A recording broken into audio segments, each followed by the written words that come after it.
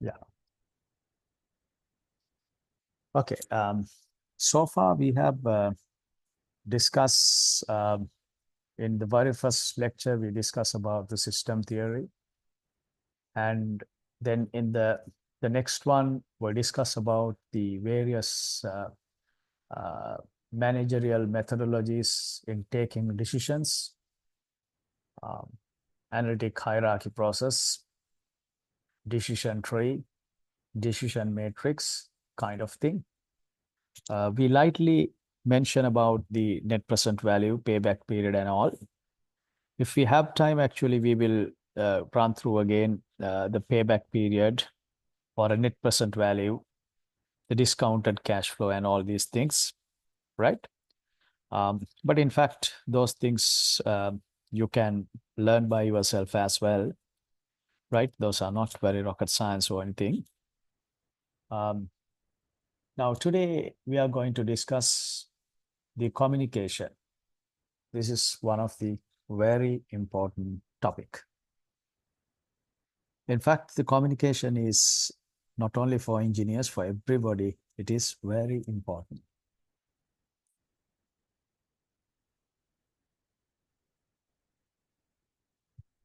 Right. Increasingly, people recognize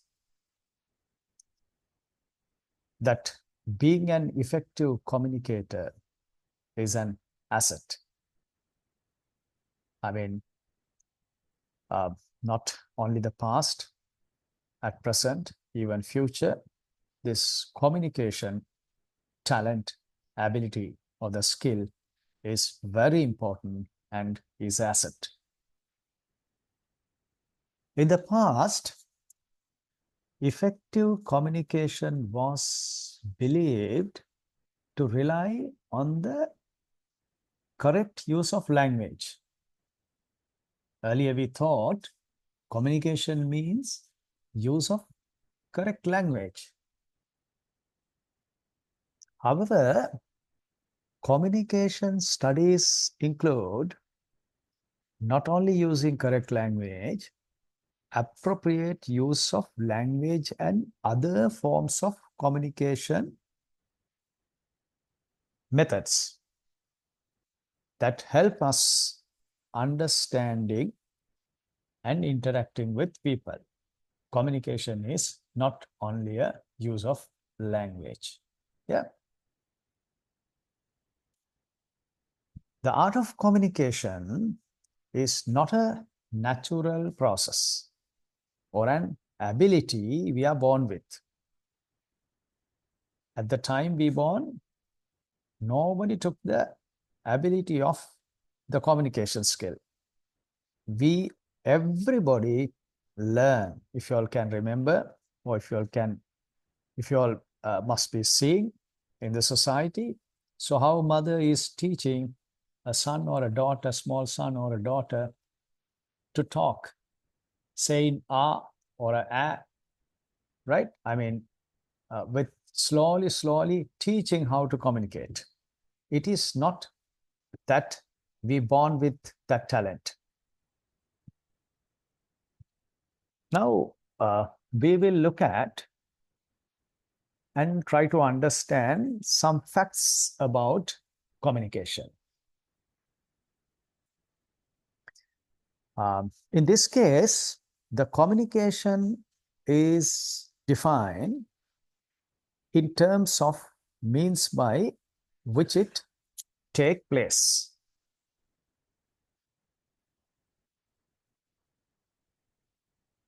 Right? So we try to understand what is communication here, because once you understand the concept of communication only, you can do correct communication. Right? The communication we are defining in terms of means by which it takes place, how it happened. The first one, the form of communication. The forms are distinct, separate from one another.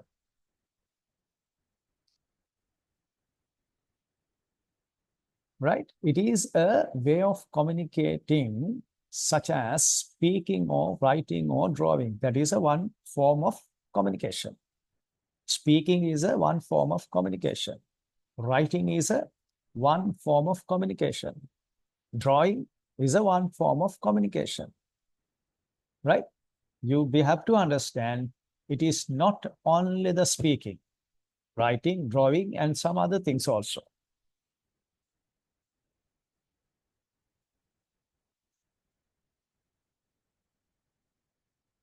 Then the other thing, the medium of communication. What do you mean by that?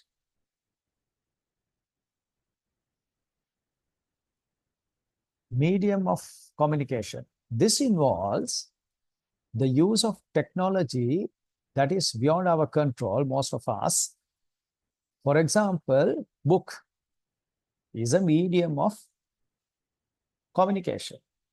It uses many forms. The medium of communication is means of communicating which combine different forms. What are the forms? Can be speaking, can be writing, or can be drawing, or some other things. Did you all get the point? Did you all get the point? Hello? Yes, sir, we can hear you. You all understood. I hope you all understood, right? Yes, sir. Right. Um, Now, in a book, you can see there are pictures, there are words. So different forms, right? More than two forms maybe, more than three forms maybe, right? So that's the medium of communication. Sir, we can't add some video for book. Let's say book can't speak itself. Books has only fonts, writings. Yes. We can Writing and identify by drawing our eyes. and drawings and graphs and some mathematical equations. All those are forms. An equation can be a form. A graph can be a form, right? A picture can be a form. Only thing, yes, video you can't add unless it is a Google book, ebook. Yes, anything else you want to tell?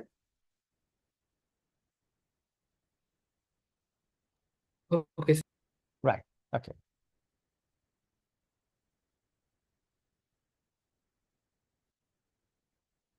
Okay, so why communication is so important? That is because communication make connection. The connections are made between one person and another, or between one group of people to another group of people, right? Sometimes our communication between two people, or maybe between two groups, right? Or otherwise maybe one person to a group, right? Anyway, why we need to have connections? Sometimes the connection is immediate as we talk face to face. Now, here in this our classroom, our connection is immediate because I'm communicating and it is passing to you all and you all listening to this. It is immediate. But sometimes this communication is delayed, right? For an example, if you see an advertisement on the side of the road, right? The connection is being made mainly through what we have called forms of media, right? But so, I mean, this poster is displayed already. The connection is happening once you see only, right? So that is delayed connection. The other thing, what we need to understand is communication is an activity. Why we say communication is an activity? That is because the communication means something we do, something we make, something we work on when we receive it from others. Right? It has this sentence is having a good meaning. Right? Communication is something we do or something we make. At the same time, something we work on when we receive it from others. Now, you all are receiving from me now a message, right? Communication is not just speaking. Communication is speaking and listening both. I am speaking, you all are listening, or you all are speaking, I am listening. When both happens only, the communication is happening. If you take another example, taking photography is not a communication. Taking photographs and viewing photographs, then only the communication is happening. So once you see only the photographs, you understand what it says. Right? So what if the broadcasting, let's say radio, TV, we just only listening and watching, we don't call back. That is, we call mass communication. Right? After a couple of slides, I think we are discussing that as well. The way of communicating. That's a mass communication. Right? So, I mean, when we are speaking to group, when we are speaking to an individual, when we are speaking to mass, how to communicate, so that we need to develop those skills. Yeah. Okay, sir. Right. Communicating is something that we learn to do, that I already explained you all. The nobody born with the communication skills. Those skills have been gradually developed. Right? In fact, we not only learn how to communicate now, right? But we also use communication to learn how to communicate now, right? I'm communicating, we are communicating to learn how to communicate now, right?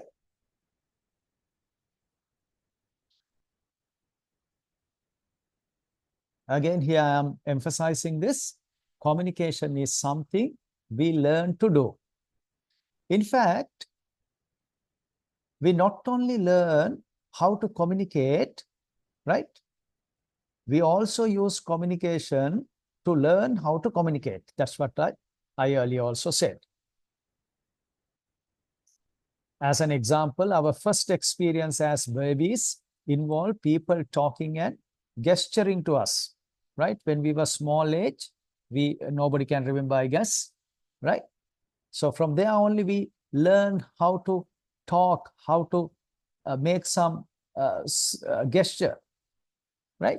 We learn to do the same through practice and trial and error when we were in the small age.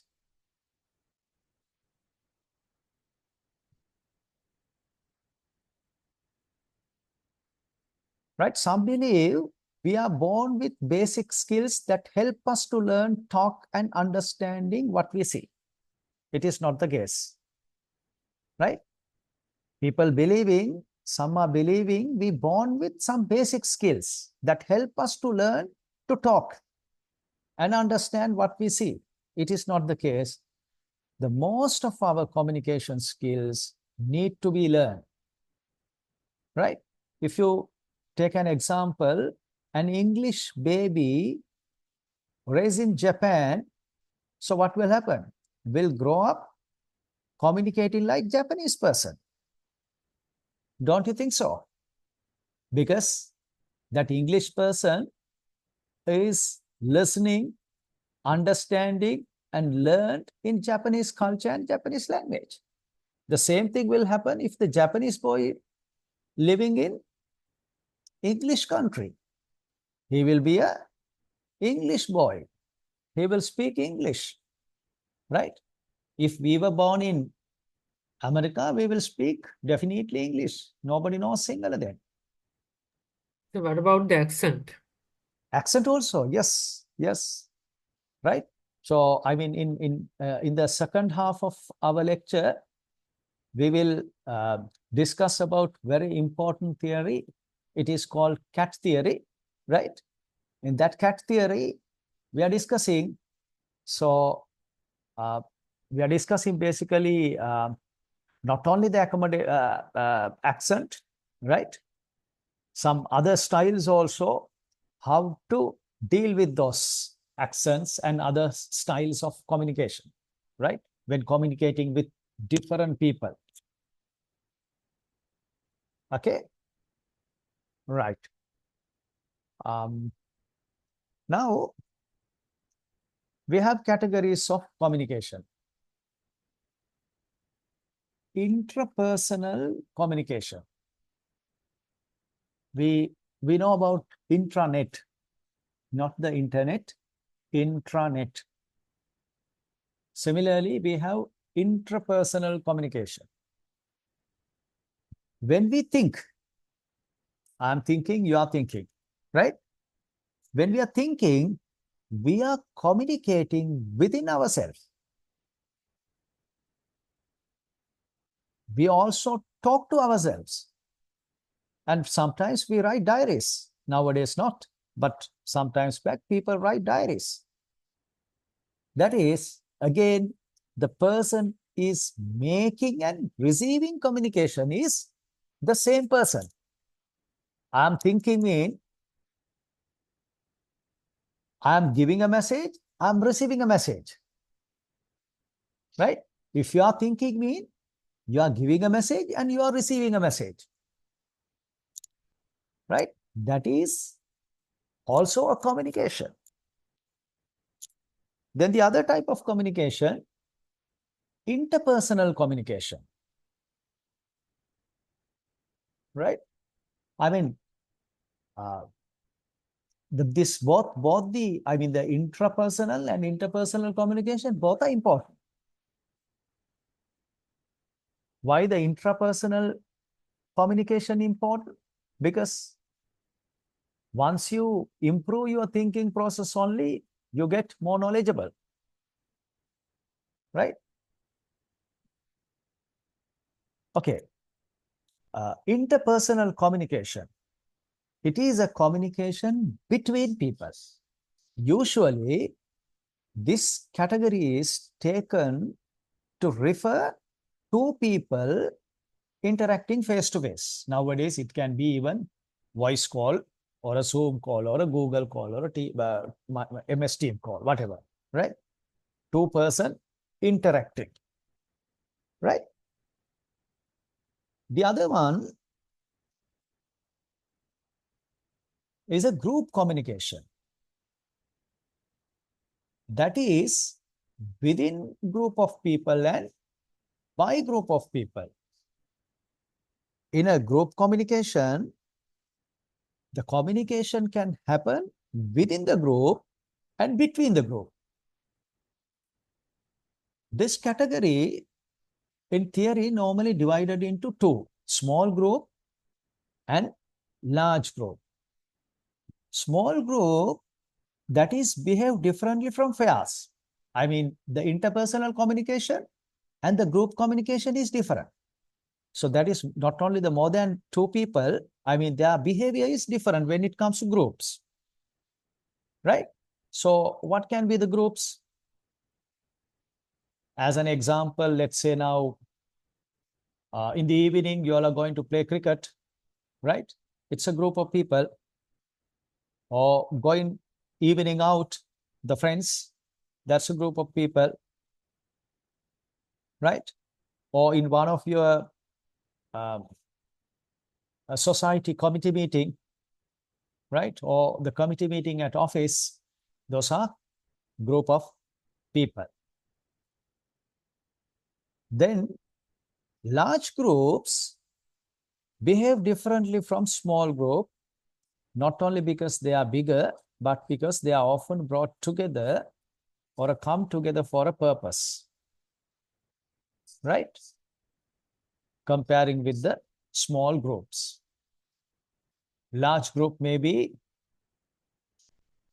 the people who are in the theater, right? So the people who are coming for a meeting, those are large groups. Then the mass communication. So this is what you earlier highlighted, one of you all, right? In making definition based on numbers, right? This is basically number. We don't have to be specific. An open air concert, that's mean like radio or television, for 1,000 of people might reasonably be called mass communication. We are communicating to many people. The point is that the number involved at any one time are much bigger than anything we would reasonably call a group, right? I mean, a political meeting is kind of a mass communication. The definitely TV program and the radio programs are definitely mass communication. Now, once we identify these categories of communication, our communication style, the language, maybe other communication forms, we need to use appropriately. We said we have the communication forms, the many forms together, we said it's a medium, right? The radio also a medium, television also a medium, YouTube is also medium. So if people can comment back, let's say social media or YouTube or something, if they can comment back, that means mass medium, right?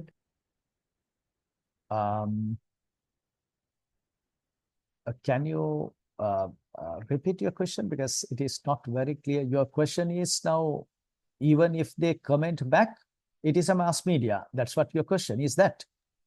Yes, like YouTube. Yeah, YouTube, you can give a feedback actually, but it is a delayed feedback, not at the time that the video is created.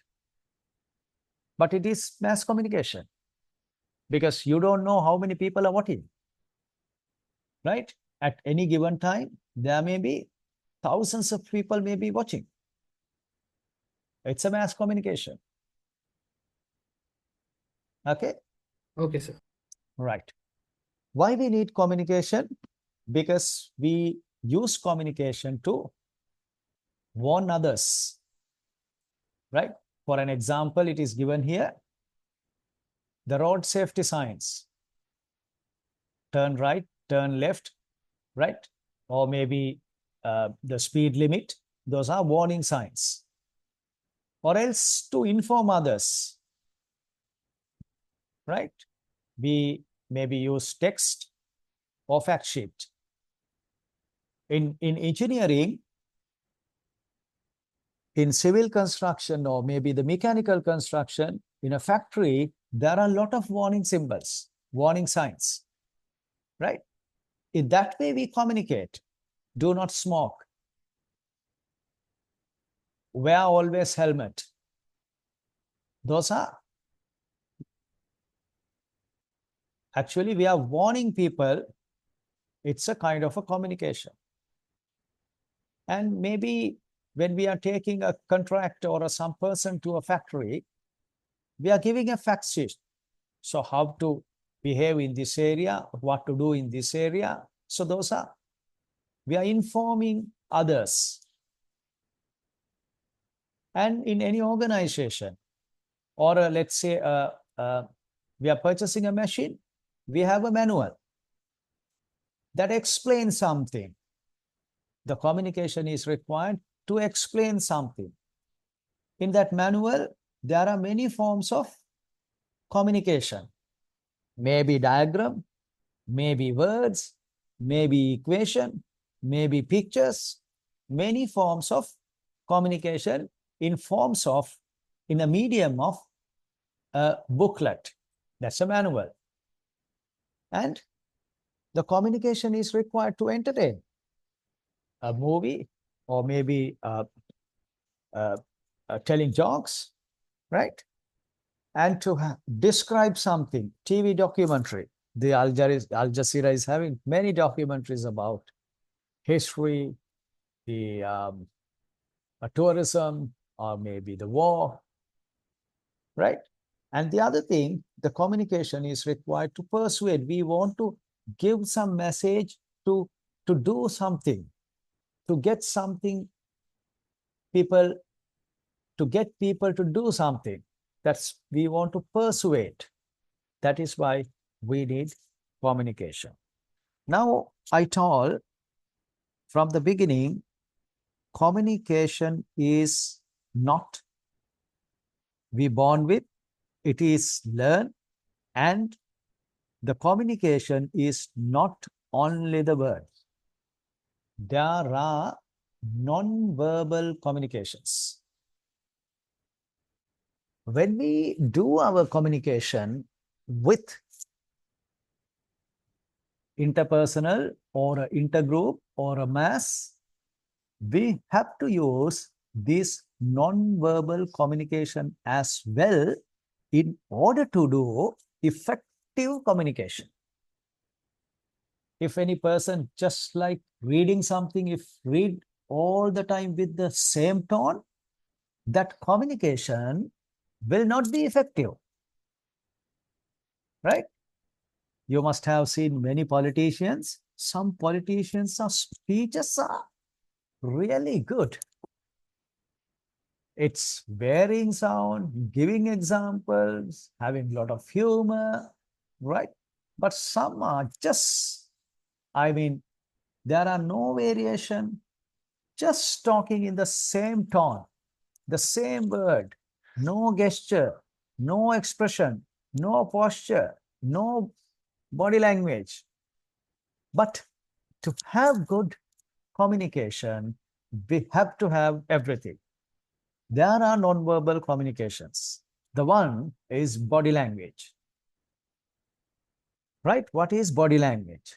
This tells us about people's feeling, attitude, and intention. Right? Now, unfortunately, we are doing only the online lectures. Otherwise, I would have seen your body language. By looking at your body language, I can understand your feelings. I can understand your attitude about this lecture.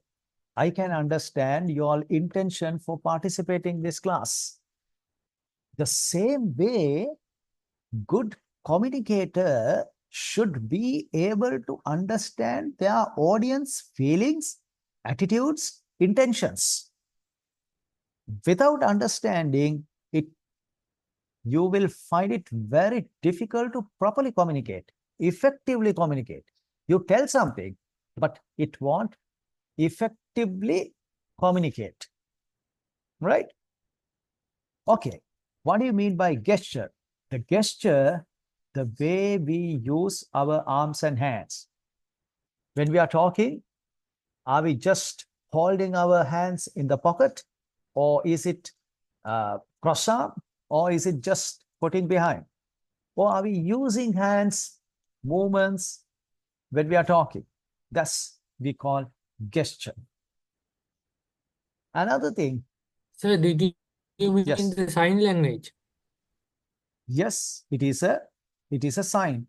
It is a symbol, right? Gesture is this is under the body language. It's a symbolic, right? I will show you a couple of symbols, right?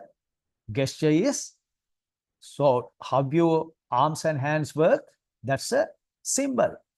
You are very correct. Okay. Right. Okay, sir. Expression. That expression you can do it with your face. That's again, you're signaling whether you are happy, whether you are angry, whether you feel boring, whether you feel sleepy, right? All these things you can express when you are delivering a nice speech, right? Sometimes when people telling about jokes, So before he or she deliver the jokes, he or she is laughing, right? I mean, it's a kind of a good communication, right? Because the story is having a lot of humor, right? Sometimes when you are doing a good presentation, good communication. So when an engineer speaking to a factory workers, so you have to show from your expression to show it danger, you have to show it from your face. To show it relaxedness, you have to show it from your face. Then not only by words, people quickly grab the meaning. Then the communication will be more effective, right? Then the body posture. What do you mean by body posture? The way you hold your body, the way you standing, right? So you just browse internet and you can see there are different body postures. There are different gestures, different expressions, right? All these things are very important for an effective communication. The other one, body space and body proximity. How close between people, right? It is sometimes when you're working with a very close team, you need to be among the team. You have to be very closely physically. Sometimes you need to maintain distance. We have to understand that where to maintain distance, where to be close, right? So we have to use those non-verbal communication symbols or a body language appropriately.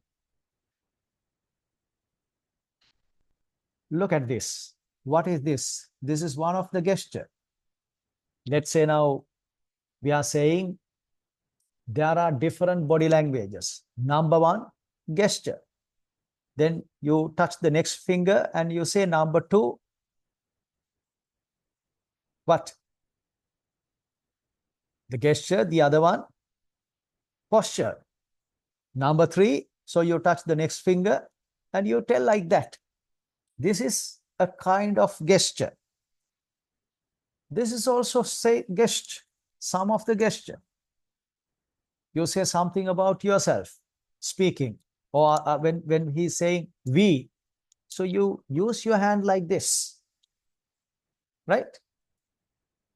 And here, some of the gestures.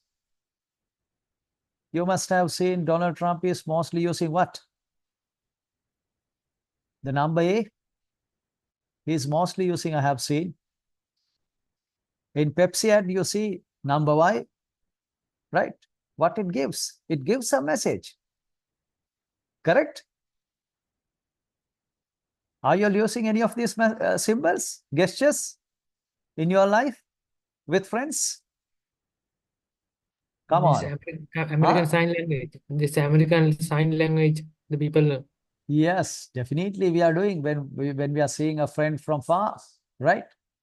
And if we did something very perfect, sometimes you may use this gesture or, right? So, I mean, to show the victory, we use gesture V. So, we use different gesture. So, we have to use all these things when we are communicating. So, I mean, you don't want to use many words by doing this gesture. So, you have communicated what you have to communicate it. Here, the facial expression. You can sometimes show your happiness, sadness, fear, anger. You have to show, you have to use these things in your communication. These are real-time pictures, right? So anybody join Toastmaster Club?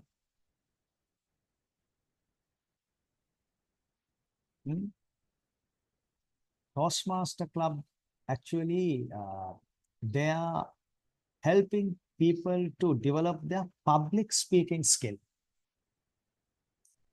In public speaking skills, they talk about all these things. They talk about humor. They talk about the presentation slides, how it should be. They talk about the structuring of your speech. They talk about the body language, right?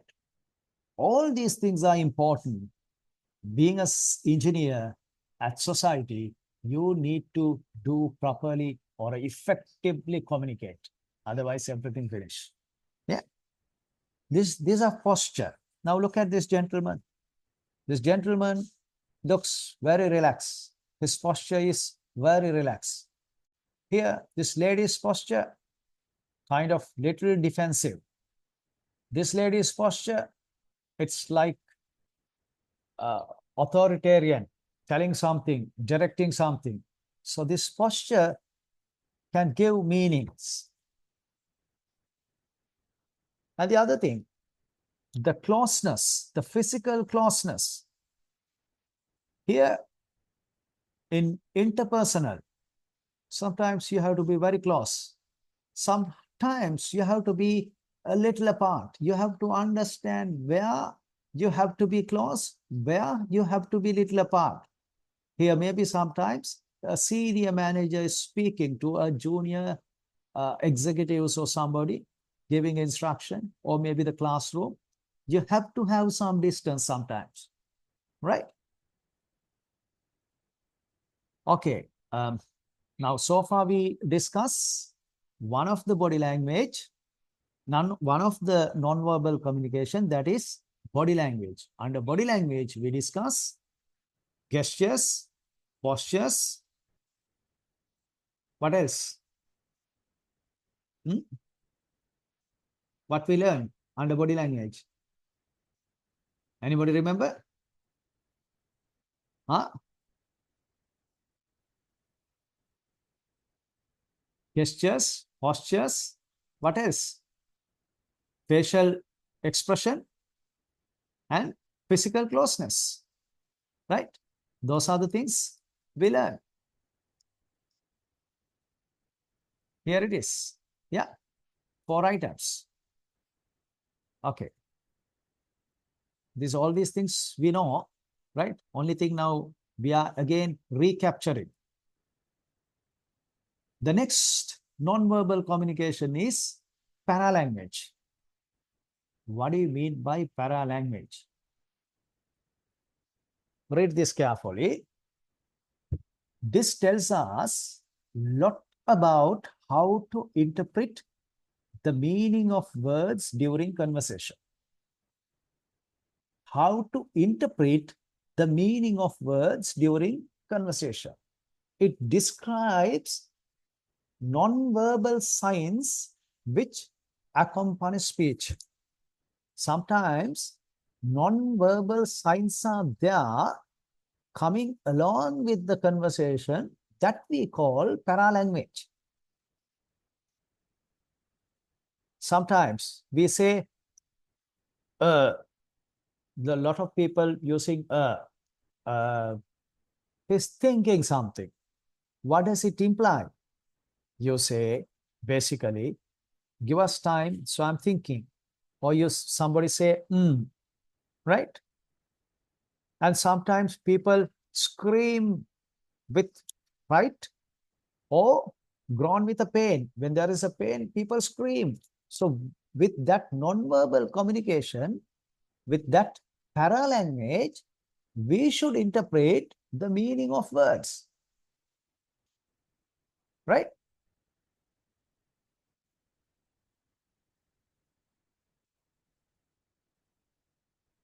Okay.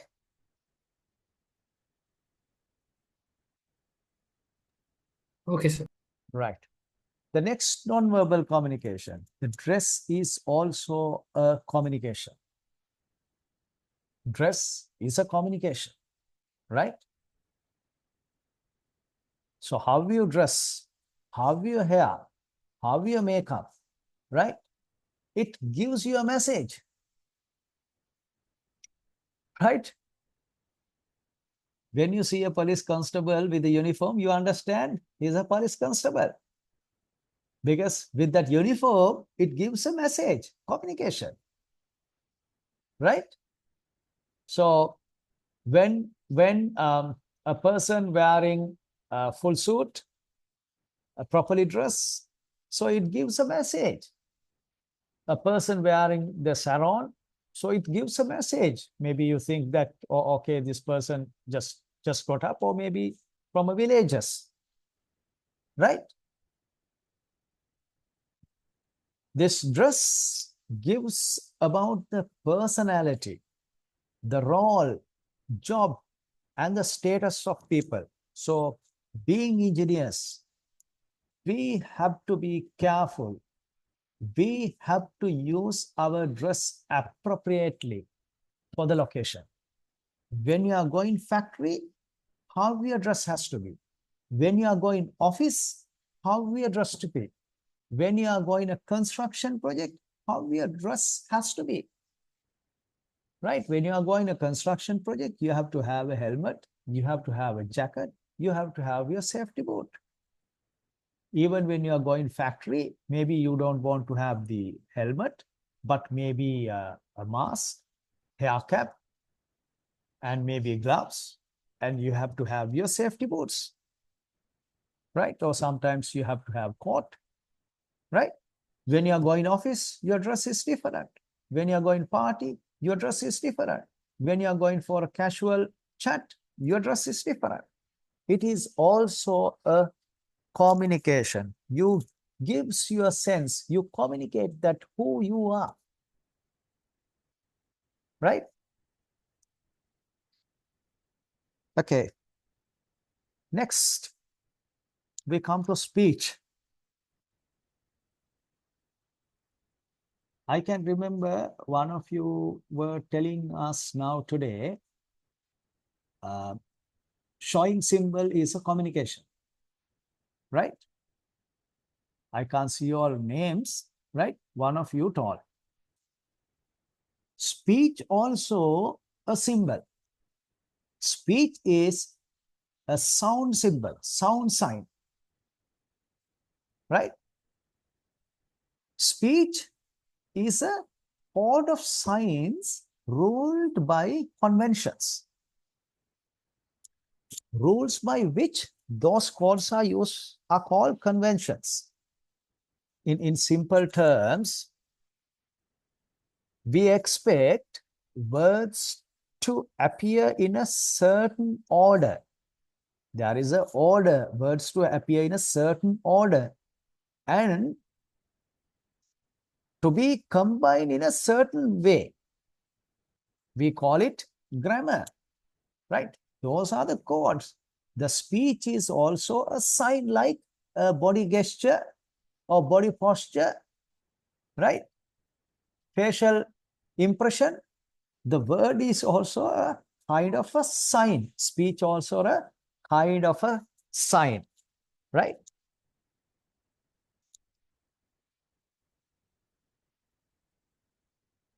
Then here, what is this? Here you see speaker A, speaker B.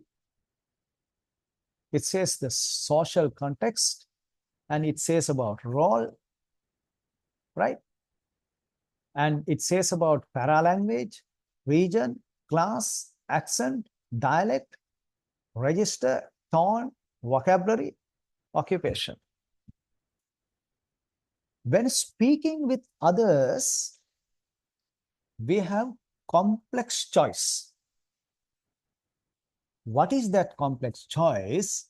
Is to make about our expression.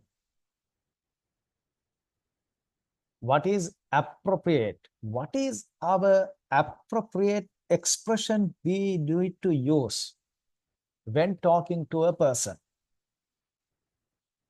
That depends with the social context. In our very first lecture discussion, we discuss about system. That systems comes here in communication as well. Are you all with me? Guys, are you all with me? Now, you can't arbitrarily use your language. You have to think about the class of the person you are speaking, the occupation of the person you are speaking, the region of the person who is living you are speaking. All these things, this social context, you have to understand when you are speaking, right? Speech contributes to our social identities. When somebody speak, right, quickly others will grab, okay, this person is in what kind of a class? By looking at language, or maybe by looking at gesture, or maybe by looking at posture. I'm not in front of you, otherwise I would have shown you all, right? Some people, they don't know how to stand in front of others. Some people don't know how to use gesture, inappropriate gestures using. That we should avoid. We should understand the group or a person that we are communicating. We use our whatever the non-verbal communication strategies, symbols appropriately, because speech contributes to our social identity. The moment you open your mouth, you are finished otherwise, right?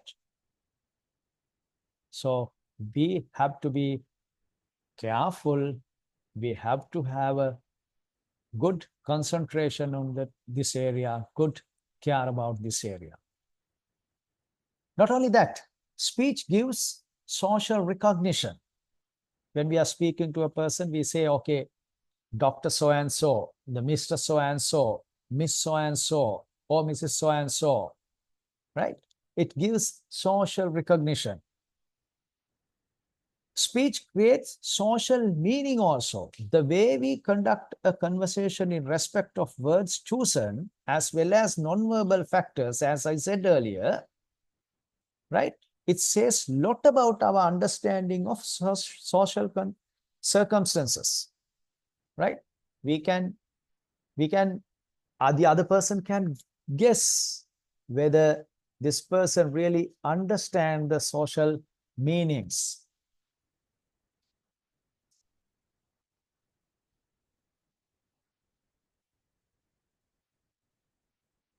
Right. Language. Language is only one part of communication, right? It is not the whole thing. I have extracted quotes from Andrew Ellis and Jeffrey Betty, The Psychology of Language and Communication, in 1986, one of the article, right? What he says, language is a subtle medium and it can transmit information from both a semantic and social nature, often simultaneously. Language is a powerful tool that can convey both meaning and social cues at the same time, simultaneously. It's a powerful tool. Language is a powerful tool that convey both meaning and social cues, right? You get the meaning, and at the same time, people will understand who you are, right? It is, of course, aided by multifarious nonverbal channels. The tone, the paralanguage, the posture, the gesture, the eye gaze. That is what makes conversations so fascinating and so complex, right? Now, this means even more effective with help of various nonverbal signals like tone of voice, body language, gestures, and eye contact. Those things are required in communication. It is, of course, aided by multifaceted nonverbal channels. In language, you are using all these nonverbal communication strategies. These elements combine to make conversation both intriguing and complicated, fascinating and complex. Okay, right. What I want to say is this. Listening is not the hearing. Are you all agree with me in this point?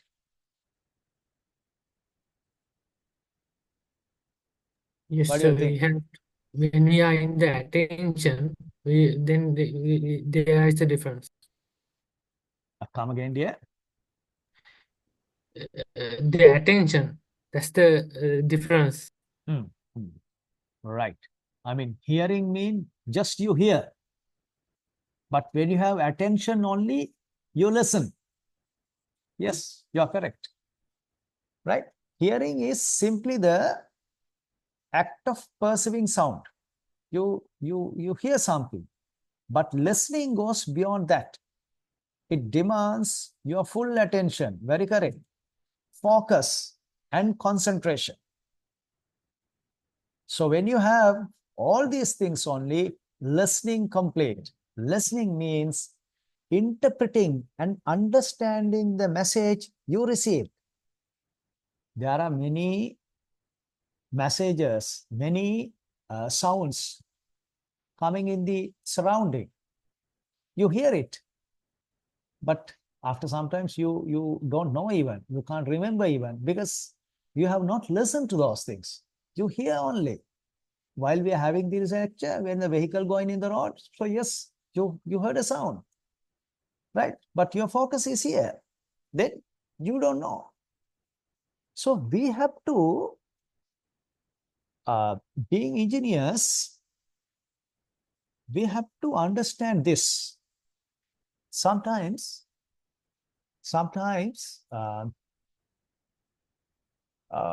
when we are speaking to group of people, let's say in a factory, you tell things, they hear things, but they don't get the meaning of that. So sometimes this happens even with some senior managers. So being engineers, when it becomes very critical things, sometimes you should understand this difference, and you have to ask them to repeat what you said. Okay, tell me the message what I told you. Then if that person can tell the same thing in a different words, that's mean he listened. Otherwise, only just he heard, or he or she heard, not taken the message, right? So we should understand these concepts in order to have effective communication. Otherwise, communication is not completed, right? Got the point? The filter effects, we can only filter out what we want to hear. That's why there is. Yeah, yeah. Anything else you all want to add?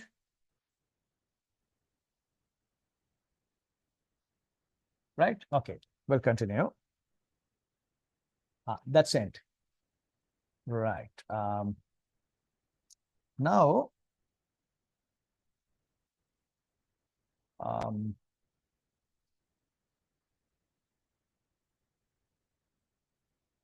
I want to share this very important theory, right? This theory,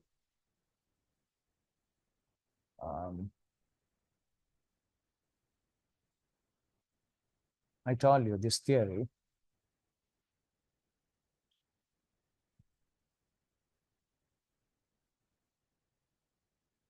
Can you all see a white screen? Only a white screen. Is that Yes, sir. right? I make this white screen very, I mean, with a reason, right? Now we are moved to a different theory. This is very interesting, huh? Right? Be relaxed and try to grab the things, right? Very, very interesting. Let's imagine a scenario. Now, we imagine a scenario, a situation, a circumstances, right? Picture a conversation happening at an American university. You think of that you have been to America, an American university, you see a conversation happening between three people. An older male professor from Britain, right? Very old male professor, a British person. And think of a male, a boy, African American undergraduate student. African American undergraduate student. And think about a Sri Lankan postdoctoral student, right? A Sri Lankan postdoctoral student, maybe you, right? After doing your PhD, so you are doing the postdoctoral studies there.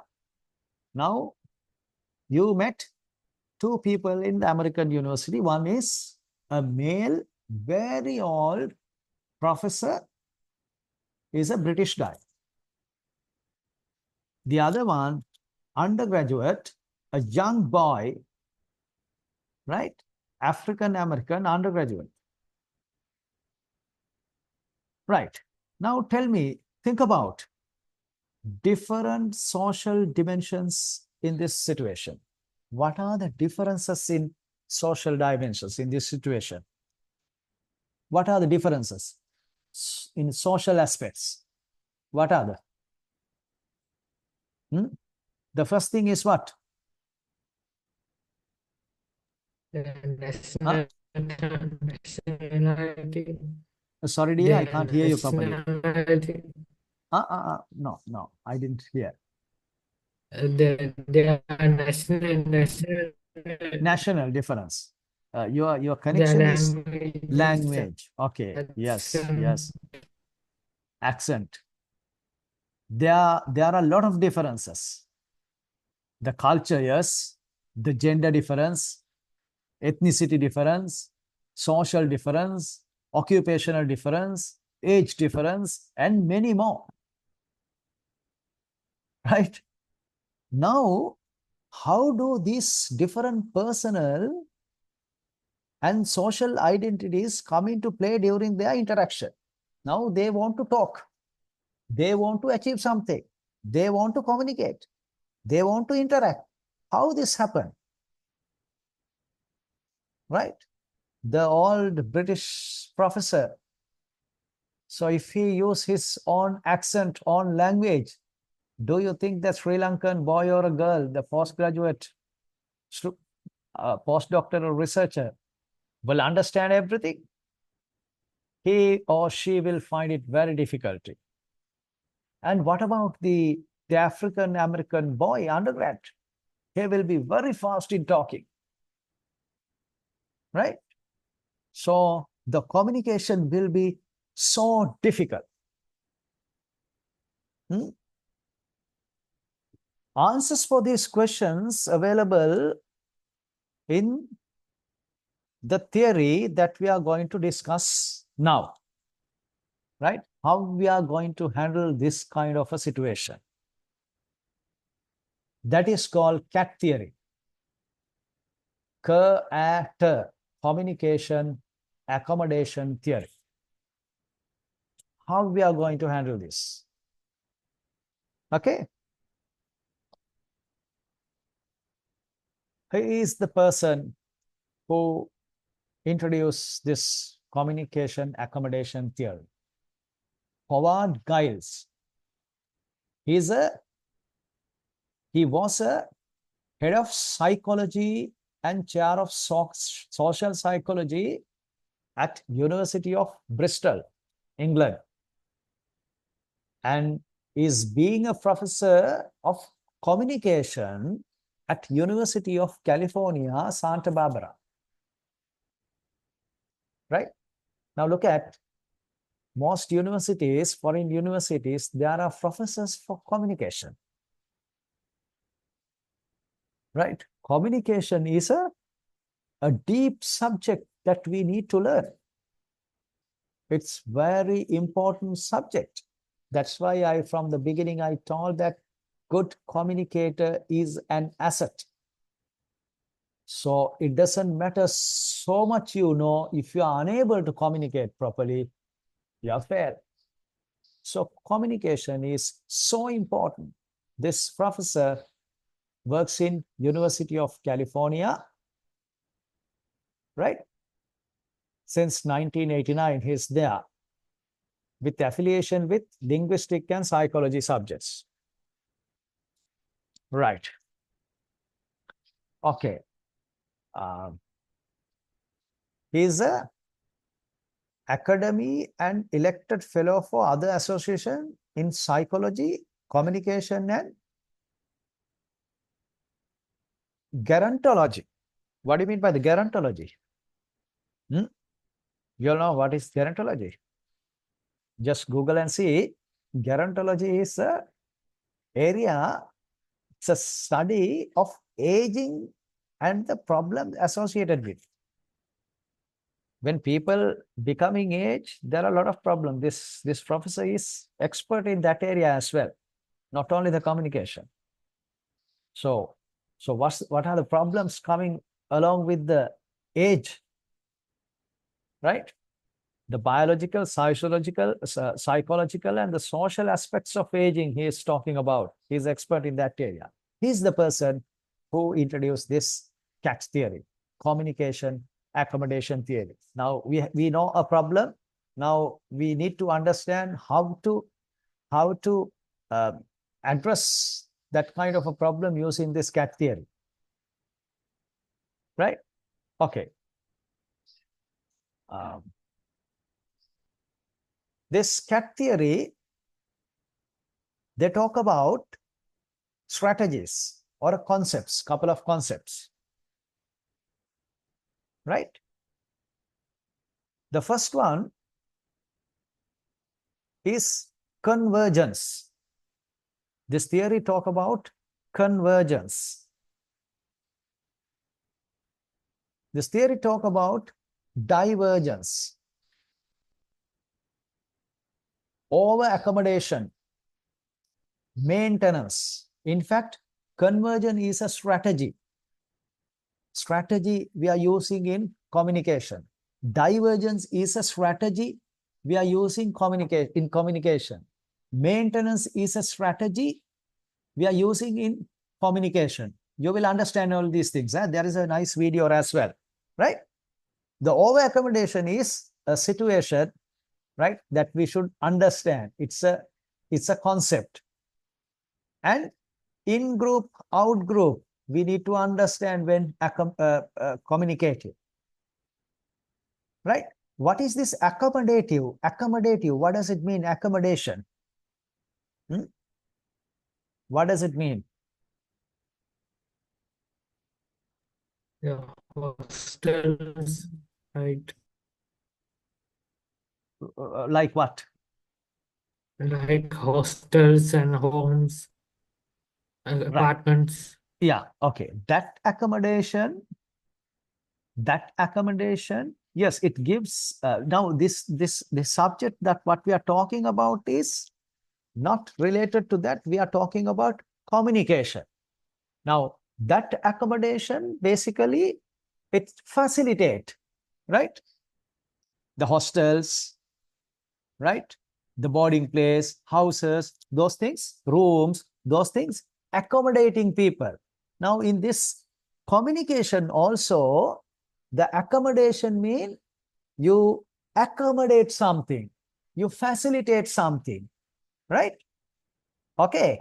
We will learn really. So what kind of accommodations, what is really accommodation, right? It's movements towards or away from by changing the communication behavior, right? This is called accommodation. You will understand. So if you all can't understand for the moment, just forget. But at the end of this lecture, you all should understand what is accommodation in relation to the communication. If not, please ask me again. Huh? Okay? Okay, sir. Right. The first strategy, convergence. Right? We'll read this. This term refers to the process whereby two or more individuals alter or shift their speech to resemble that of those they are interacting with. Did you get what it's mean? What does it say? The term refers to the process. It's a process. Communication, we said, no, it's a process. It's an event. It's an activity, right? Whereby two or more individuals, this is intercommunication or a group communication, alter their speech. They change. They make different to their speech to resemble, to match that of those they are interacting with. Right? When I am talking to a British person, I try to change my speech so that the other person who can understand. Especially, I may keep lot of pauses between my words. Otherwise, if I quickly speak, he may not understand because my accent is different, my pronunciation is different. The same thing will happen to me also when he speaks. Right? So because of that, what I am doing, I'm trying to accommodate his accent. I try to copy his accent. Got the point? Did you all get the point? Hello? Sir, how to do that copying that accent? It is in this way. It is in this way. It is not exactly accent, right? Now, one thing is accent. Now, we should know accent of a British guy. Then otherwise you can't copy, right? You should know how the people speak. So when they are speaking something, so we should be familiar with that accent. Otherwise, you can't copy that accent. Yes. And other thing, maybe the symbols that they are using, you can use, or the pause, right? I mean, the between words you can use. That's the way of accommodating. You think about, you are talking to a Tamil person, in Jaffna Tamil person, right?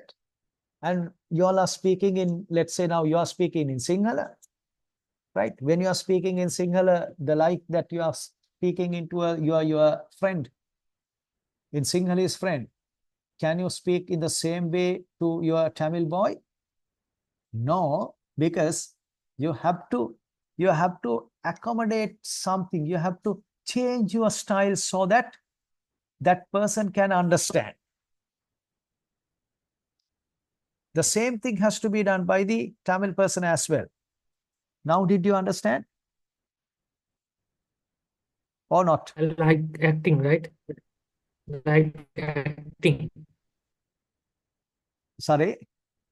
Like acting. Acting. Right? Yes, yes. Kind of a thing. So you try to accommodate their culture, their speaking style, right? That you call convergence. You try to be on that team, that culture, right? That is you call convergence. There is a tendency for people to become more alike in terms of linguistic, prosodic, or a non-verbal features, including pronunciation, utterance, length, pauses, speech rates, vocal intensities, as well as facial expressions, and the intimacy of their self-disclosure. Here, you see, not only the accent, non-verbal features. You can use kind of a non-verbal features that the other person use. Okay? Okay, sir. Here, what do you mean by here intimacy? Intimacy is what? How much a person or a or how much personal or a private information people share among the other during conversation. Intimacy, right? Facial expressions and the intimacy of their self-disclosures. So you may be, I mean, some people, some culture, they don't disclose many things, but some culture, they disclose, right? So you try to be in that culture. So you try to do whatever the things that is suitable to that culture, right? So that is what you call convergence. Look at this picture.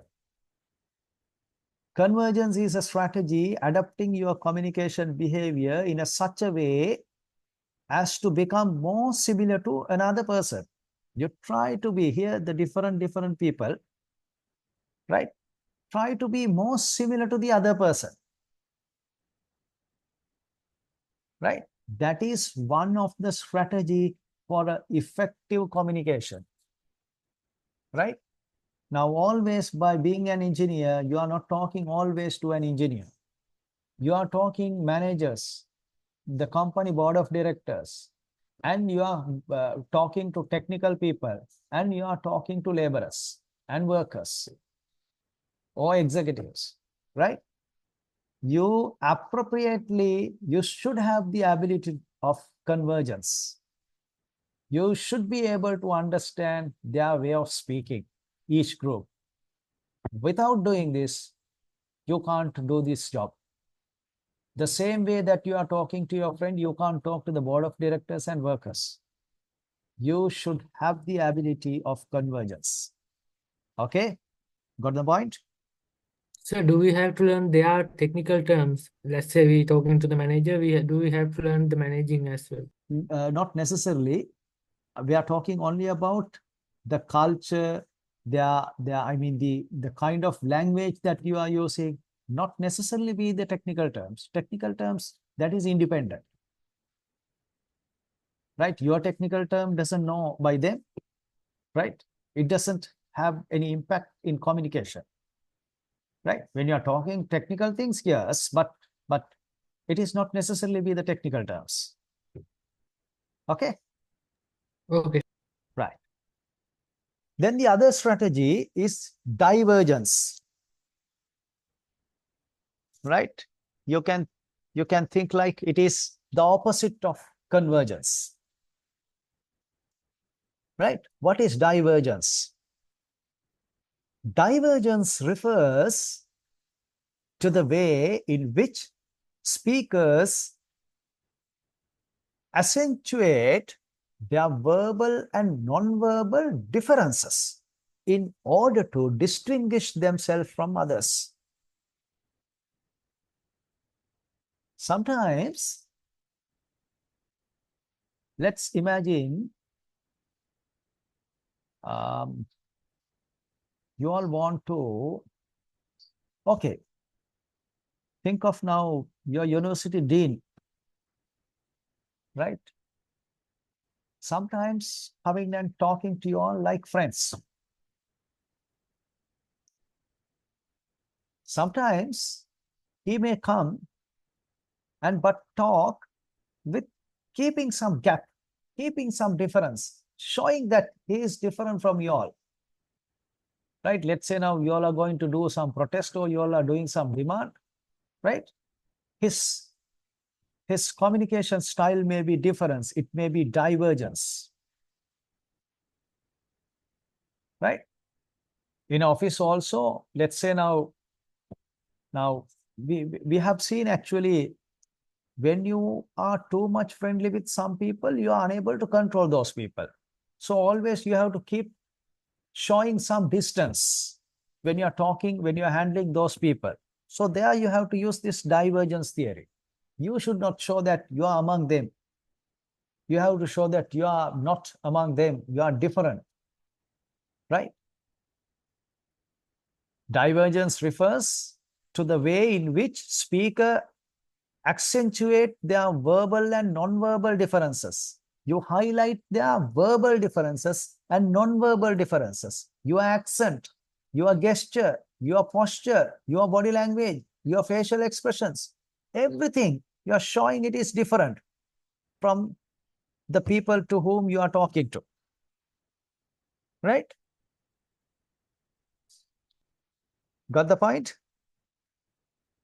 Got it or not? Got the point? Got it. Yeah. Got Okay, it. good. Now, this is also a very important thing. This is coming again in a different slide. On an interpersonal note, overdoing divergence as well as convergence may offend others, right? You should not overdo anything. Huh? We will come to that. Right. This is here. By looking at this picture, I don't know whether you all notice that this person tried to show, I don't know whether this is very appropriate picture. It shows kind of a difference, right? Dress is different. Yeah. That is also a communication, correct? We said earlier, dress is different. Dress is a communication symbol. Okay, non-verbal communication symbol. So he tried to keep gap. Here it is actually, he's not very far, but in a team, but showing some difference. It explained here, divergence is a communication strategy accentuating the difference between yourself and another person. It reflects a desire to emphasize group distinctiveness. You emphasize, you highlight the differences in a positive manner and is usually take place when an individual perceives interaction as an intergroup process rather than an individual one, right? It is kind of a intergroup. So you want to show differences, right? Now in CAT theory, we discussed two strategies so far. One is convergence, the other one is divergence. Convergent and divergent, it's like opposite to each other. Convergence means you accommodate the other person's verbal, non-verbal, accent, and everything, right? Communication style. The divergence means you are showing the differences. You're purposefully showing the differences, right? Here, the over accommodation. Sometimes, right, you may think that, okay, this person may not be able to understand what you're telling. If I talk very fast, I have to take a different action, different accent, different way of communication. That is closer to his culture, the closer to the way he talks. You think, right? And you do overdo, copycat, right? Where one attempts to overdo effort in regulating, modifying, or responding while trying to accommodate their communication. Sometimes when you speak to a person who speaks in Tamil, they always talk another more, right? I mean, their accent is different.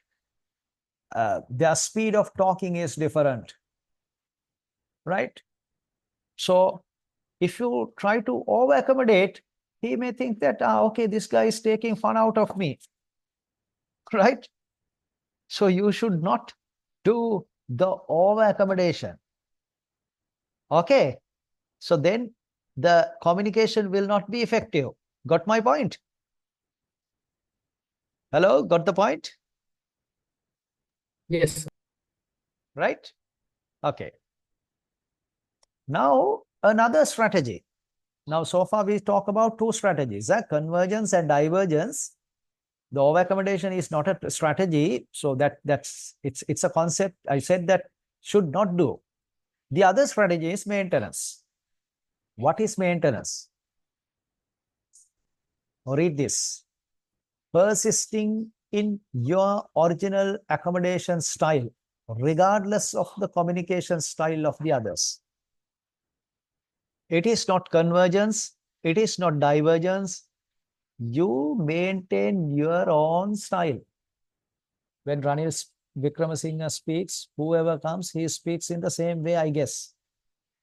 Right?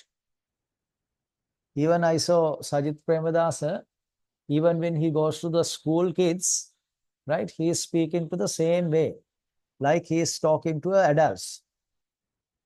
Persisting to your original communication style, regardless of the communication style of the others.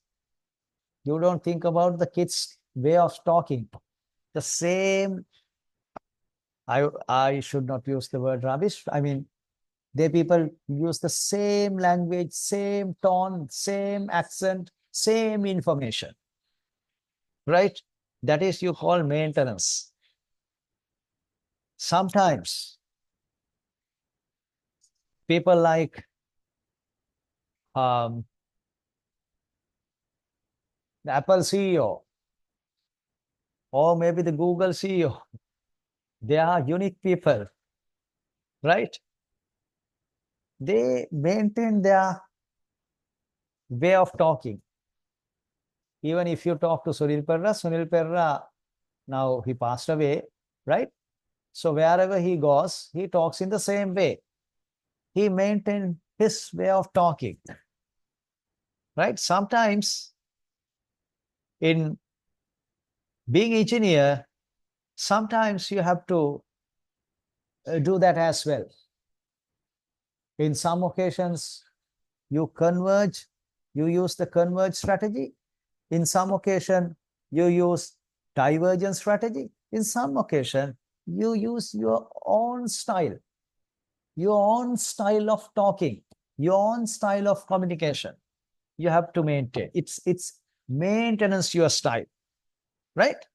Here, look at this. This strategy is similar but different from divergence, right?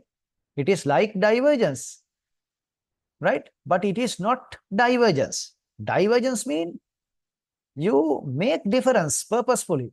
Maintenance means whether it makes difference or not, you maintain your style. That is maintenance, right? Now, three strategies. Those are clear?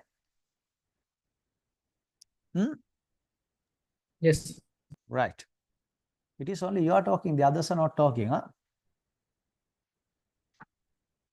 We have 8 participants. Okay.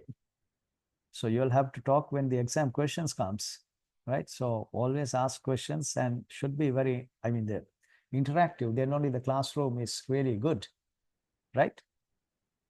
If it is only I'm talking, it is not actually good communication.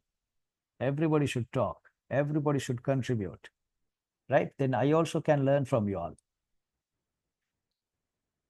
Right. Okay. We'll move to the next slide. This says the key difference between maintenance and divergence. The same thing I have explained, right? Intentionally, the maintenance and divergence are different.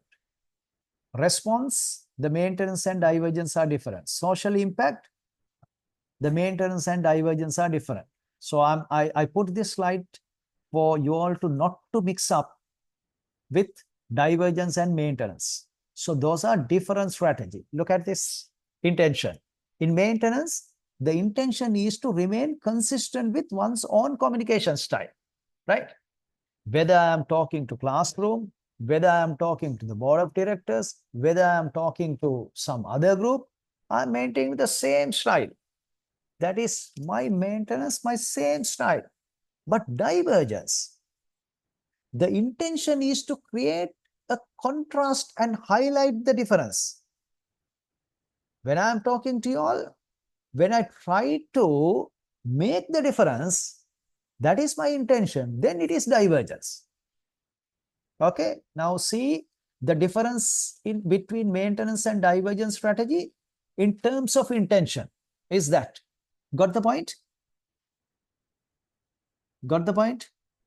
Yeah. Right. Then response to others. In maintenance, no change is made in response to the other communication styles of others. Response to the communication styles of others. You don't respond to the communication styles of others. I maintain my own. That's it. Whether you understand or not, that's how think, right? I am maintaining my own way of communication.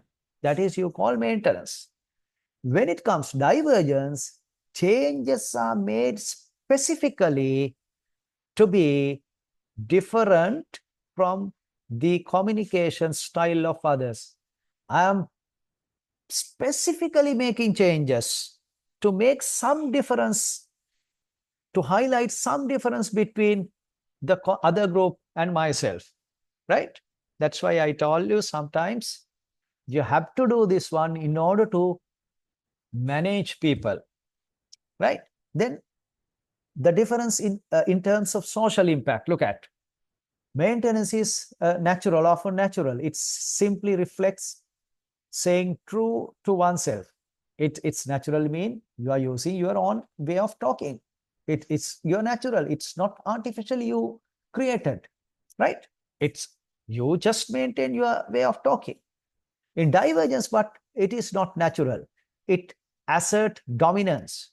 You use, you are using some artificial things, right? You dominate, you create social distance, you highlight differences, status or group identity, right?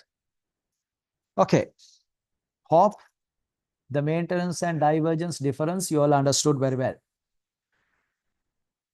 Then the other term is actually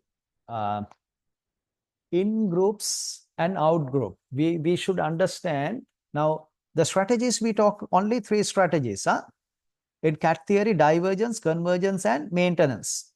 Now, next time when you all are talking to a people or a group or a mass communication or whatever you think about, so what's the strategy that you should use here? Whether convergence, divergence, or a maintenance, right? For that, you have to understand in-group and out-group, right? Look at these pictures. In-group and out-group. In-groups are social groups to which an individual feels that he or she belongs to as a member, right? In a classroom, it's for you all in-group. If it is for me, I'm out-group because I'm not a class member of you all, right? I'm outsider. In-groups include family as well as people of the same culture, gender, religion, right? So you all are in groups. For out groups, individuals feel contempt, opposition, or sense of competition. You are not in, right? A person who is coming from maybe a working environment with the working crowd, right? He may feel different from students, right? Though the working person also can be a student here, but he feel that he is different from others, right? So then this communication maybe carefully need to use in groups and out groups, right? If you want to really need to communicate, so you have to show actually like you are in group, and everybody should feel that you are in group. Then only people be open. Otherwise, people are defensive. They do not talk openly. They keep things in hide, and they only talk bare minimum, right? Okay. Today, bit tired actually. I mean, after talking a lot, I think today. Okay, look at this schedule. This schedules giving some scenarios. Attributions. Here it says attributions and evaluations of convergence and divergence or a maintenance strategy. So what will happen when you use convergence theory, or what will happen if you use divergence theory?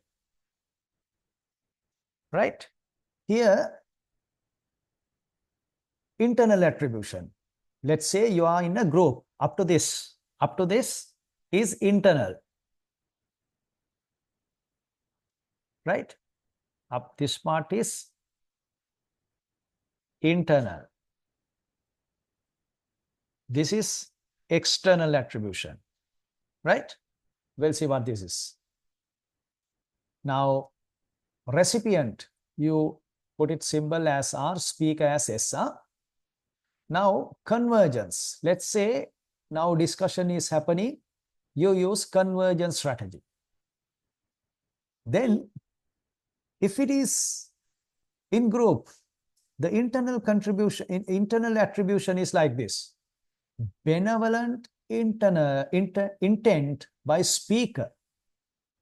The speaker use convergence theory, convergence strategy. Then respondent thinks that speaker is converging because speaker wants them to become friends. In a group discussion, one is speaker, one is respondent. Then when speaker use convergence strategy, the respondent thinks that, oh, really good. The speaker is converging because speaker wants to be friends with us. He is taking very positively. That is, you call benevolent intent. Similarly, it can be a malevolent intent. It's negative side, right? Example, respondent think that speaker is converging because speaker is making fun out of my accent. I told the same thing earlier. Did you all get the point? This is overconvergence. Class? Guys? Yes, sir. Right? Did you all understand? Yes, sir. Right. Okay. So be careful always. You should not overdo the things. Then the things can go wrong. Right? That is what it has happened here. Explained here. Right? The other one, the external attributor, somebody outgrew. So in that situation, so the respondent thinks that speaker is converging because of social role and is forced to do so. He may think that, okay, I mean, he wants to, socially he wants to do so. So that's why he is converging. It has actually no impact, less negative evaluation, right? Then imagine a situation, people using divergence or a maintenance strategy, right? In a situation, the positive evaluation. So in a situation, this can happen. Respondent thinks that speaker is diverging or maintaining because speaker wants to remind us or respondents that this is not speaker's mother tongue, mother language, right? They may think that, okay, the speaker's way of talking is different. That is because it is not his mother language. It is different, right? So the respondent can think in that way. If he thinks in that way, yes, that relationship will remain. The communication will happen properly, right? But look at if it's happened the other way, negative evaluation. Respondent can think that speaker is diverging or maintaining because speaker wants to show disdain or disinterest in the interaction. Sometimes, let's say now you all are in the class and somebody joining newly to your class, right? And when he or she, when talking to you all, they try to make some different accent and try to show that he or she is not belongs to you all. Then how you all feel? You all feel, so what the hell is this? We don't want to have a we don't want to have a rapport with, we don't have a connection with this person. You may sometimes think like that. Or otherwise you may think that, okay, she or he is having issue with the language, right? Maybe because of the cultural difference, right? You can think it that way or the other way. So when we are diverging, when we are converging, so we have to always be careful. Even converging also, if we are overdoing, yes, there is a problem, right? They may think that, okay, you are taking fun out of this, right? So then it will be very worse. Okay. The finding balance or optimum level of accommodation in communication. That is what is we discuss. I mean, we should know what is the optimum level of convergence. How do you know that whether you are overdoing the things? So how we should know? What we should do? We have to always observe reaction. We have to look at the other person that you are talking to. Pay attention to the verbal, non-verbal reactions of the person, the facial impressions. You have to look. You have to look at eyes. Then you will see that. So what's happening? And cultural sensitivity. Be aware of cultural difference in communication styles. When you are talking to a Japanese, when you are talking to Chinese, when you are talking to American or African. So we have to be careful with the cultural difference, right? And you have to look at the feedback. Always see the feedback from person you are communicating with. Then you can understand whether you are doing or overdoing, whether things are smoothly going, right? And the other thing, adapt gradually. Instead of making drastic changes in your communication style. So if you are doing drastically converging, so that's not good. You do it and see what's the reaction. If it's happening properly, it's nicely going. So then you slowly, gradually increase, right? Don't do drastical changes. Then the other one, the empathy and perspective talking. So you should understand the other person's perspective and communication need. When we are talking, you have to understand other person's perspective. So we may sometimes say that you have to put the other person's shoe and see, right? You have to understand his situation. Then context awareness. Consider the context of the interaction. If it is a professional way of talking, the casual, right? That setup you have to understand. If you are going for a cocktail, all unknown people, let's say now you don't meet friends, but professional body, right? So the way there you are talking is different. So when you are having friends with the evening, right? T. So it's different. So you have to understand the context. And consistency. When you are talking, you can't interchange between the divergence, maintenance, convergence, right? You have to be consistent. There is a nice theory actually. Is today we don't have much time, so we'll see whether we can continue the same topic in next week as well, right? So I will tell you all that theory. It explained this consistency very well, right? And the other one, self-monitoring. You continuously monitor and reflect your own communication style. You see, so whether things are moving smoothly or not, right? That's the way of understanding the optimum level of accommodation, right? In divergence or a convergence, the accommodation, whether you are doing to a correct level, that you should understand. If you are doing less, the communication will not be effective. If you are doing over, communication will not be effective. So you have to do it to an optimum level. So what is the correct level? That we should understand. Finally, we have to remember this, right? We accommodate our communication styles to match those around us, right? We do this.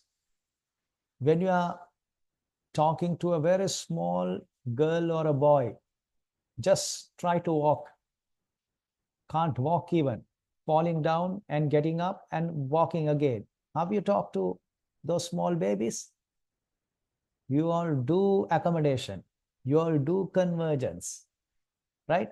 You all also talking like to a small boy or a girl. That's accommodation. You do this. We do this, right? In different levels. But at times, we lack these skills. Sometimes we forget this. This is a good skill. Sometimes, but we forget this. The moment you forget this, it creates obstacle for ourselves in effective communication. In all, it is important to remember is this, right? What you have to remember, the accommodation is important, right? We should remember all the time to accommodate to optimum level, right? So before we conclude, now we'll look at this this video. Yeah.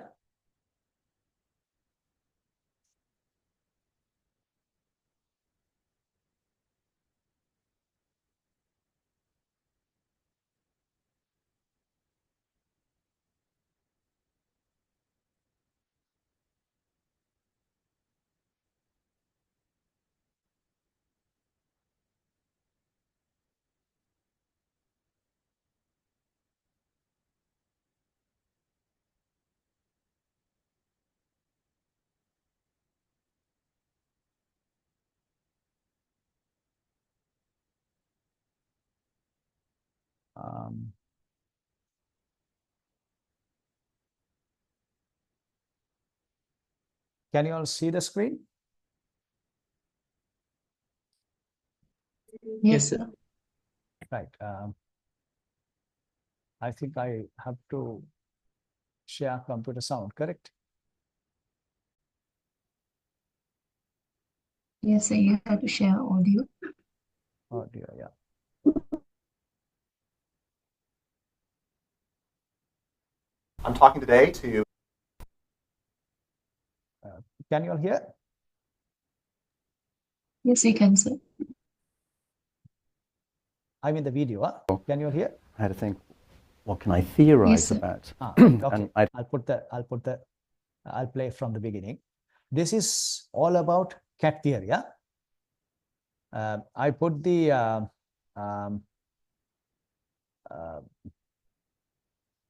wordings also on the screen, right?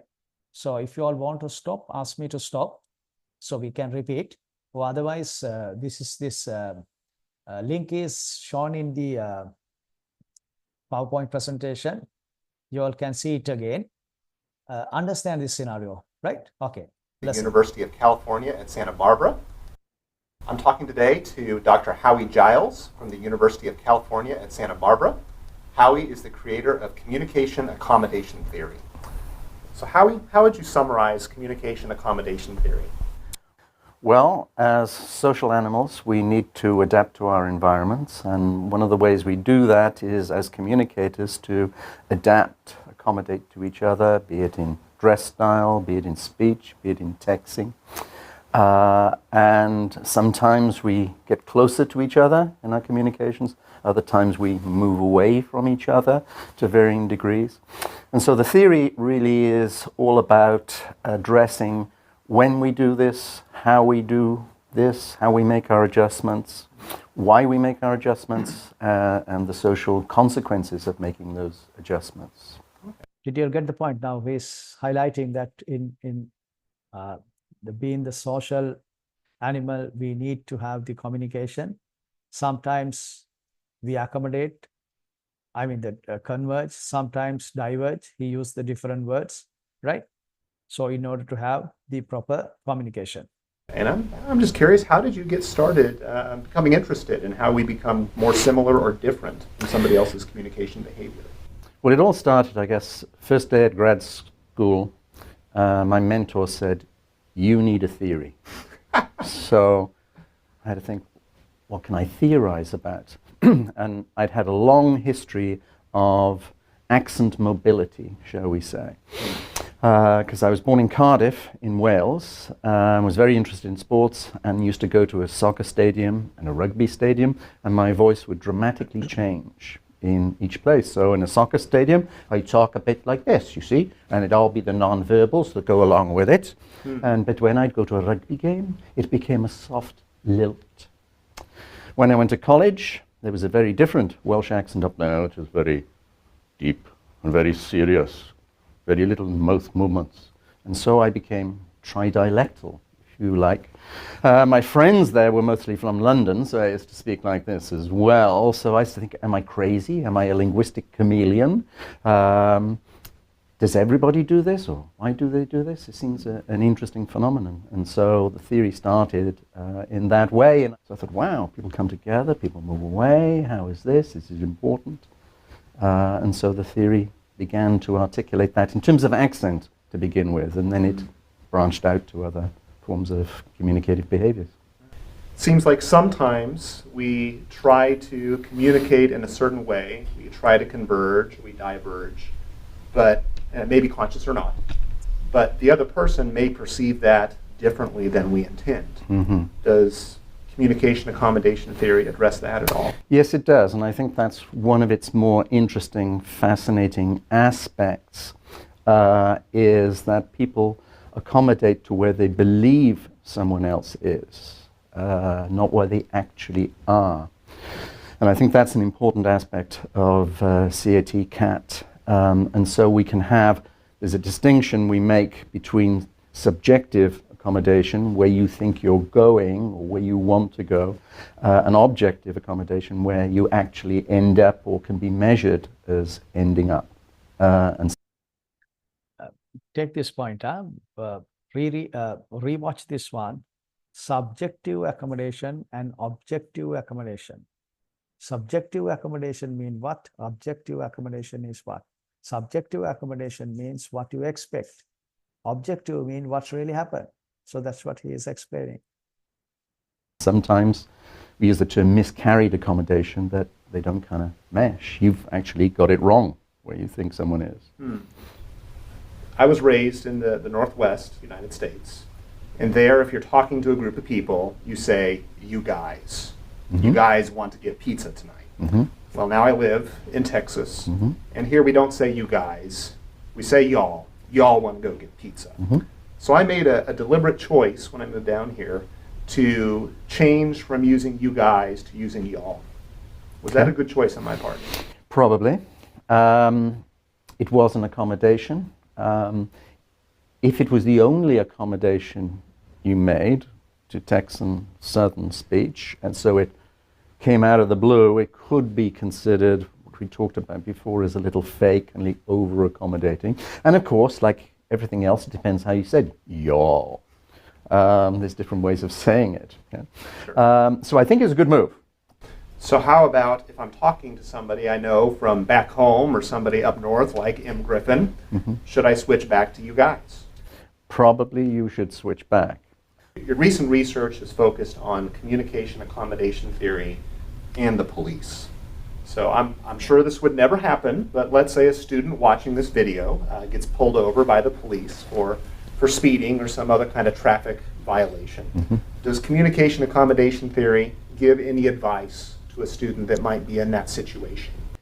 It certainly does. And being a former police officer myself, I have a full first-hand knowledge of how people in a traffic stop react. And interestingly, traffic stops are the occasion where most people meet cops for the first time, maybe the only time. The driver, student, whoever, is probably very anxious. They're trying to get somewhere, and now they've been stopped. On a very important skill, we consider ourselves in general to have a sense of humor, to be smart, and to be good drivers. So this is a kind of threat. And people generally, as drivers, non-accommodate. They become the extreme, belligerent, quite aggressive. And so the driver is non-accommodative. And so my advice, which you asked, what is your advice to someone being stopped, is to be accommodating. It is to hold back, keep calm,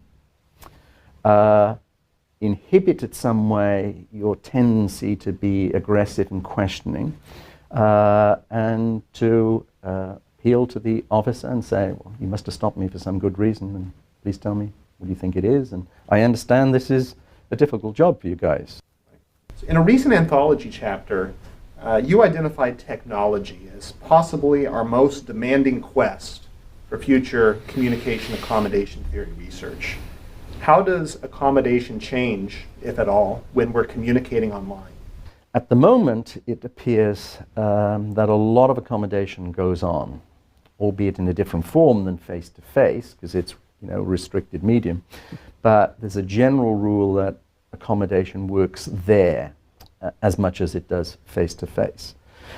My thinking perhaps is that oftentimes electronic communication has been thought of as a panacea to break down boundaries and barriers. There is a perspective in intergroup communication that suggests actually electronic computer-mediated communication can be even more intergroup, because sometimes the other person you don't know, is it a male, is it a female, is it a member of a certain ethnic group, and so you actually work harder to find out that information or make second guesses. You're kind of suspicious. Yeah, You want to find out who they really are. Yeah, Sure. and so that's very interesting communicative, because it seems so I have to know who you are before I can communicate, appropriately, which may go towards you, or appropriately it may move the other way. And so I think the medium, because of its anonymity in certain ways, allows divergence to happen perhaps more often than face-to-face, because you're not getting the non-verbal feedback. So as somebody who's developed CAT, I'm just curious for you personally, is this always at the forefront of your mind? You're thinking about, am I accommodating, how am I accommodating, or are there times you turn that off and you're just kind of Howie and who you are? So knows how strategic. That's a good question. And I think for most of the time, I turn it off. Otherwise, I would drag myself crazy.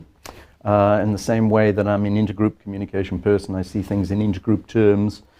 If I live my life constantly monitoring that, again, I would drive myself crazy, and I think would become too strategic, too overthinking events. But there are some instances where I think maybe this situation demands some accommodation, or this situation demands me to be divergent and emphasize my identity as a member of a particular group, be it British, be it academic, be it older, whatever it is. So it goes in like a figure ground, if you like, for me personally. All right, well, thank you. My pleasure. Okay. Guys, now he is also not mostly using accommodation, right? So thinking that it's overdoing, where it is appropriate only they are doing, otherwise not. Okay.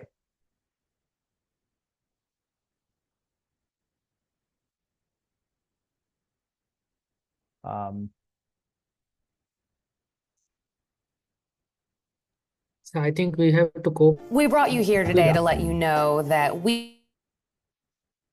Sorry, something has happened.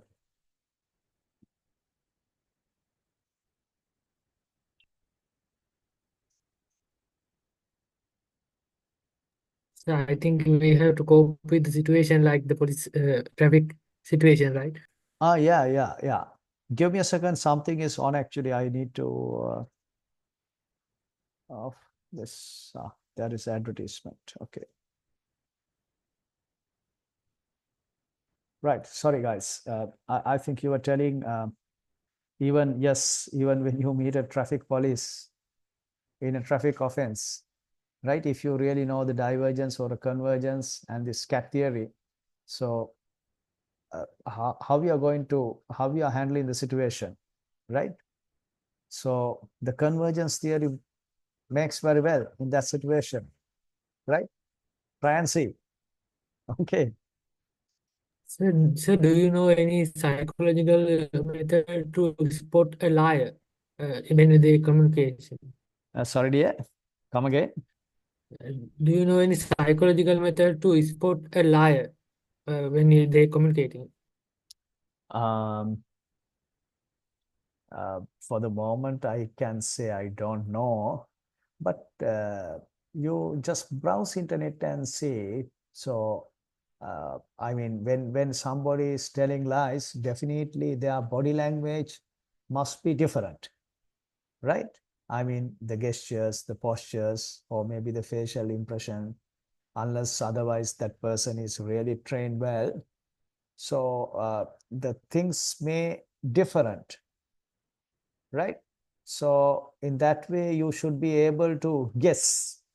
And the other thing then after, I mean, the counter questioning only, you should be able to understand, right? So it depends with the person. It depends with the person who is telling you a lie. But definitely there should be a psychological theories for you to understand. Even if you are applying for jobs, I mean, there are many questions that psychological questions are there. When you answer, so in fact, when you're answering, you don't want to put real facts, but when the questions, how they are structured, so you are getting trapped because, I mean, in question one, if you answer, let's say A, the question B should be, the answer should be second question answer should be something like B, but you are selecting something else because you are not telling the truth.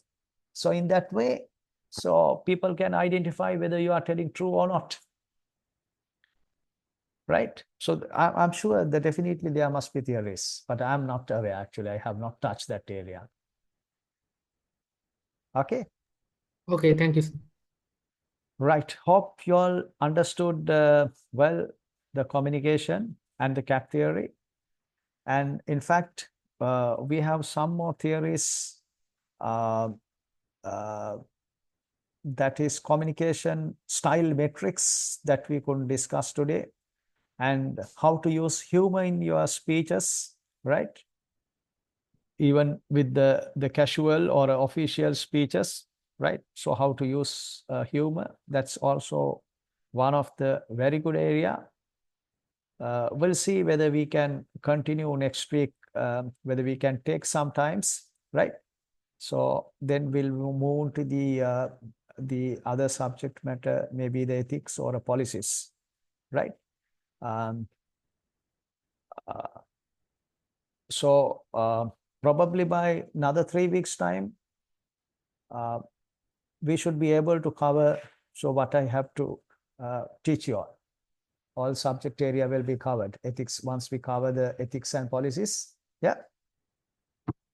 Now In fact, I wanted to ask you all, midterm, whether there are assignments that normally others are giving, so, or is it only the exam?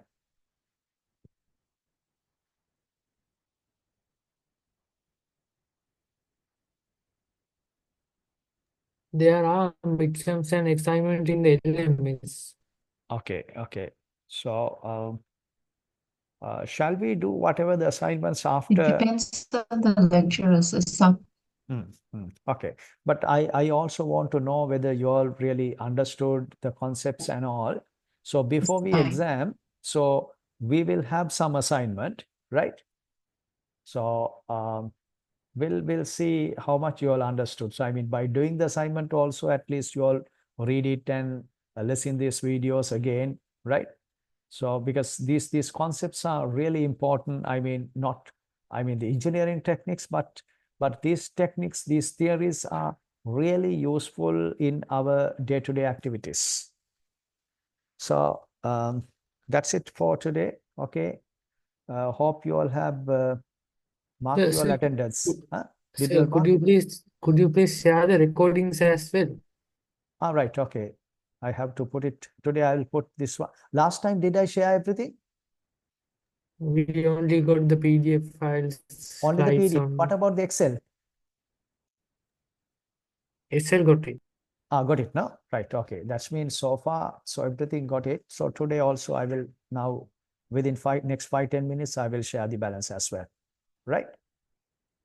Okay then, thank you so much. Good night. Thank you, sir. Good night.